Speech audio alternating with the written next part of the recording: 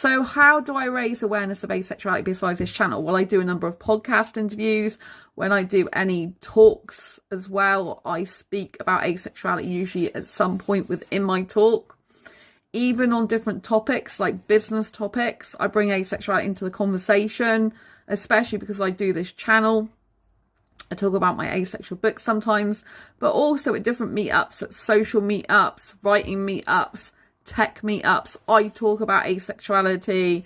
I talk about this channel. I talk about what it means to be asexual in front of everyone. So I'm talking to them and saying, so I found out I was asexual in 2014.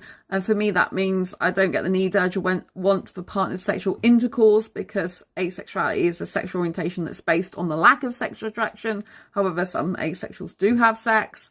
So it depends how long I've got for the conversation. But there was a guy who I met at the tech meetup this week who remembered me from a previous meetup and wanted me to explain to the people he was with, 2 women that he was with, what asexuality means and describe it. So I described it. Don't forget, everyone in the room can hear me, and there was a lot of people in that room.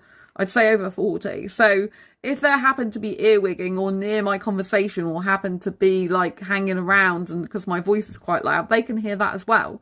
I've also met a guy at a social meetup who said, oh, that sounds like my wife, maybe she's asexual.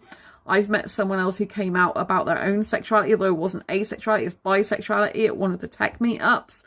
I can't obviously divulge who these people are. I found out someone else at a tech meetup had asexual friends when I was talking to them about attraction and asexuality. I was actually having a conversation with him and another person at the same time.